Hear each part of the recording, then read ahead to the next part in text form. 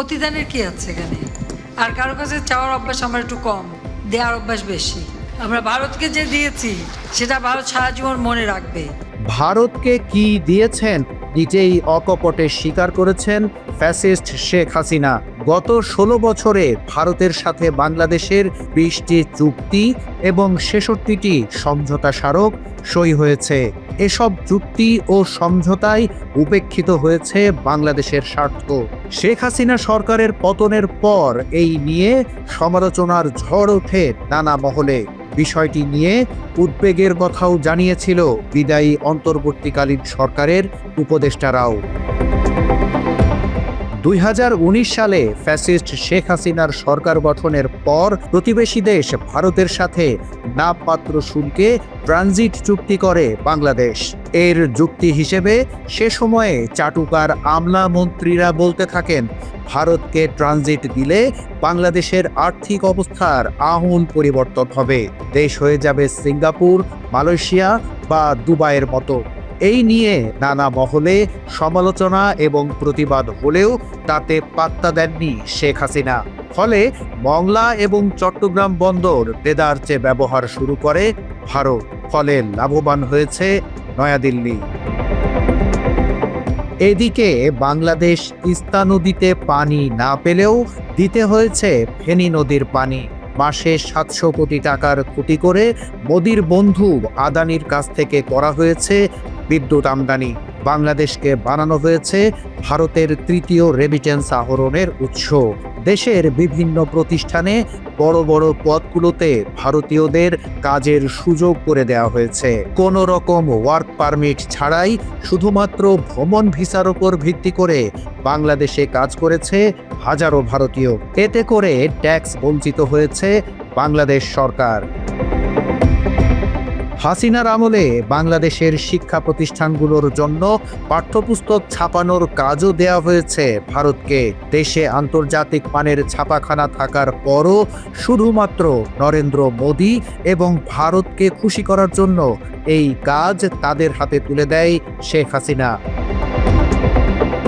এর আগে ২০১৪ সালে ভুয়া নির্বাচনের মাধ্যমে ক্ষমতায় আসার পর ফ্যাসিস্ট শেখ হাসিনা বড় সড় প্রতিরক্ষা চুক্তি করে বসে ভারতের সাথে। এটি ছিল বাংলাদেশের স্বার্থের একেবারেই বিপরীতে। আবার সীমান্ত হত্যা বন্ধে বাংলাদেশের নতজানু নীতির কারণে কখনোই এসব কর্মকাণ্ড বন্ধে মাথা উঁচু করে কথা বলতে পারেনি সরকার। এমনকি এসব হত্যাকাণ্ডের কোনো প্রতিবাদও করেনি বাংলাদেশ।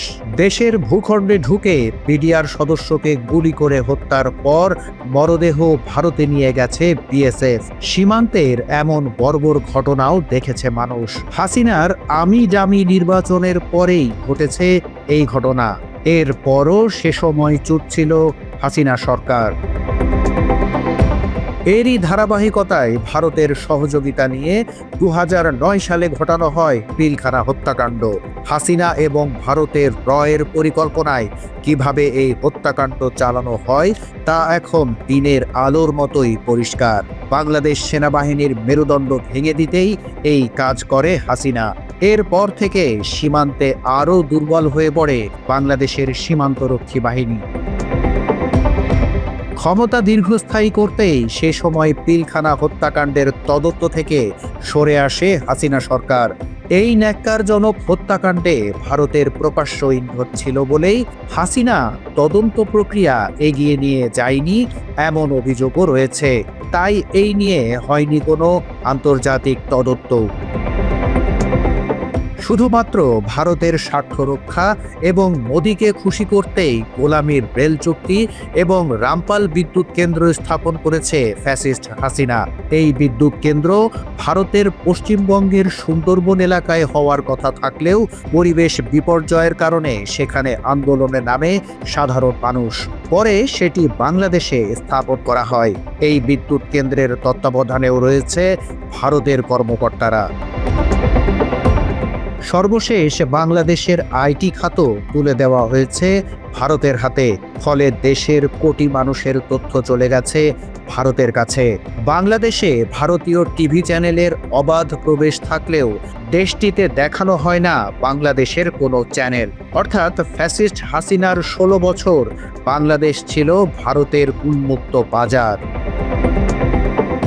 এদিকে ভারতও প্রতিনিয়ত মুসলমানদের ওপর অমানবিক নির্যাতন চালিয়ে যাচ্ছে। কেউ কোনো প্রতিবাদ করারও সাহস পাচ্ছে না। এই রমজানেই তারাবি পড়ার সময় মসজিদের ভেতরে ঢুকে নামাজরত মুসল্লিদের পেছনে দাঁড়িয়ে বাদ্যযন্ত্র বাজিয়েছে একদল উগ্র হিন্দুত্ববাদীরা। একইভাবে উত্তরপ্রদেশের একটি জেলায় 2 মুসলমানকে প্রকাশ্যে থাপ্পড় মেরেছে এক হিন্দু যুবক।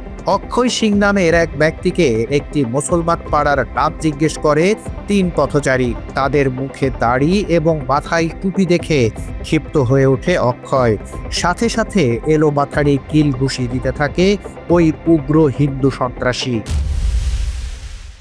মাত্র 30% টাকায় জমির মালিক হয়ে নতুন বাংলাদেশের গড়ে তোলার স্বপ্ন দেখা বাংলা বসতি। 2025 সালে ভারতে মুসলিম ও সংখ্যালঘু সম্প্রদায়ের ওপর সহিংসার ঘটনা বেড়েছে। বিভিন্ন মানবাধিকার সংস্থার রিপোর্ট বলছে, রাষ্ট্রীয় বাহিনী ও উগ্রবাদী গোষ্ঠীর হামলায় অন্তত 50 জনেরও বেশি মুসলমান নিহত হয়েছেন। এই সময়ে গণপিটুনি, পুলিশি হেফাজতে নির্যাতন এবং উচ্ছেদ অভিযানের মাধ্যমে সংখ্যালঘু, বিশেষ করে মুসলিম ও খ্রিস্টানদের ওপর দমন-পীড়ন বেড়েছে।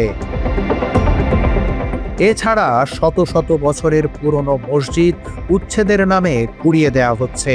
উত্তরপ্রদেশ, দিল্লি, উত্তরাখণ্ড, বিহার ও মেঘালয় সহ বিভিন্ন রাজ্যে বুলডোজার দিয়ে প্রাচীন মসজিদ গুঁড়িয়ে মুসলিম ঐতিহ্য এবং স্থাপনা ধ্বংসের অভিযানে নেমেছে বিজেপি সরকার।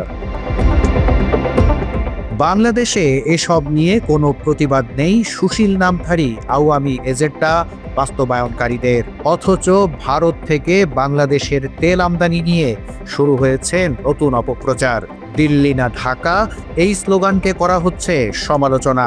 এটি 2 দেশের মধ্যে স্বাভাবিক বাণিজ্য প্রক্রিয়া। গত বছরও ভারতের অনুরোধ এবং দাবির প্রেক্ষিতে সে দেশে ইলিশ রপ্তানি করেছে বাংলাদেশ। ওই সময়ে দেশে চরম ভারত বিরোধিতা থাকা সত্ত্বেও ভারতকে ইলিশ দিয়েছে সরকার। এরপরও তেল আমদানি নিয়ে নতুন করে জেগে উঠেছে এদেশের সুশীলরা। শেখ হাসিনার আমলে হওয়া পাইপলাইন দিয়ে কেন তেল নিচ্ছে সরকার, সেই প্রশ্ন তুলেছেন সুবিধাবাদী সাংবাদিক মাসুদ কামাল। এই যে পাইপলাইন এটা শেখ হাসিনা বানাইছে, শেখ হাসিনা আমলে হয়েছে।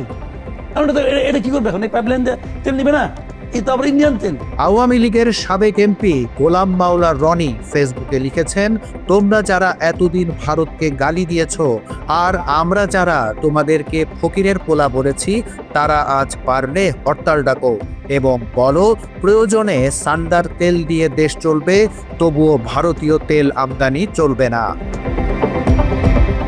আরেক আওয়ামী সুশীল আব্দুল নূর তুষার লিখেছেন, যারা দিল্লি না ঢাকা বলে স্লোগান দিচ্ছেন, ভারত আমাদের চিরশত্রু। সেই চিরশত্রুর দেশ থেকেই এই সরকার তেল আমদানির জন্য বারবার অনুরোধ করছে, যাতে তারা কোনো ঝামেলা ছাড়াই তেল দেয়। ভারত বিরোধিতা কি শুধু তাহলে মুখেই? আওয়ামী লীগের বদনাম করা কি শুধু রাজনীতিতে টিকে থাকার জন্য? অথচ প্রতিবেশী দেশের মধ্যে বাণিজ্য খুবই স্বাভাবিক প্রক্রিয়া। এমনকি যুদ্ধরত অবস্থায়ও 2 দেশের মধ্যে বাণিজ্যের নজির রয়েছে বিশ্বে। বন্ধুত্ব, বাণিজ্য আর দাসত্ব এক জিনিস নয় বলেই মনে করছেন অনেকে।